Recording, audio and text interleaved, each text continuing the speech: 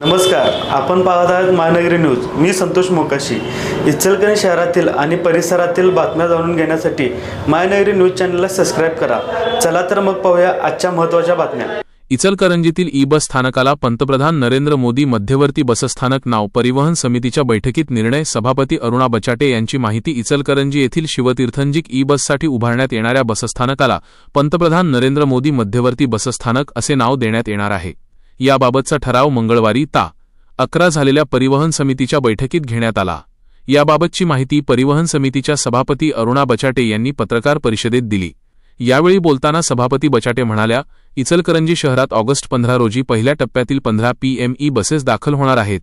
त्यानंतर आवश्यक प्रशासकीय प्रक्रिया पूर्ण करून परिवहन मंत्री खासदार धैर्यशील माने, आमदार राहुल आवाडे, माजी आमदार सुरेश हाळवणकर, महापौर उदय धातुंडे, उपमहापौर अनिल डाळ्या, नगरसेवक तसेच परिवहन समितीच्या पदाधिकाऱ्यांच्या उपस्थितीत ई-बस सेवेचा लोकार्पण सोहळा पार पडणार आहे.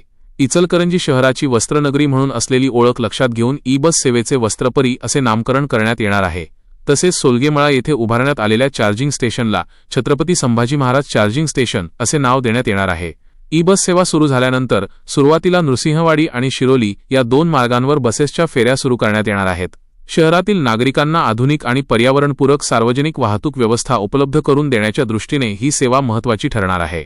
दरम्यान मंगळवारी झालेल्या परिवहन समितीच्या बैठकीत ई-बस सेवेच्या नामकरणासह अन्य 15 विषयांना मंजुरी देण्यात आली.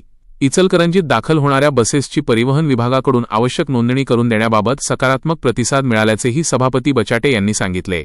बैठकीत समिती सदस्य नूतन मुथा, शशिकला कवडे, डॉक्टर प्रियांका इंगवले, संतोष शेळके, ओंकार सुर्वे, अरुण कुंभार तसेच महापालिकेचे अधिकारी अभय शिरोलीकर, इसरार बेग आणि प्रमोद बचाटे उपस्थित होते. तसेच QR कोडद्वारे तिकिटाचे पैसे ई-बस सेवेसाठी विविध मार्गांचे तिकीट दर निश्चित करण्यात आले आहेत. प्रवाशांना तिकीट देण्यासाठी आवश्यक मशीनही मागविण्यात आल्या आहेत. त्याचबरोबर प्रवाशांना मोबाईलद्वारे QR कोड स्कॅन करून गुगल पेच्या माध्यमातून तिकिटाचे पैसे अदा करण्याची सुविधा उपलब्ध करून देण्यात येणार आहे. त्यामुळे प्रवाशांना तिकीट घेण्याची प्रक्रिया अधिक सुलभ आणि सोयीस्कर होणार असल्याचे सभापती अरुणा बचाटे यांनी सांगितले.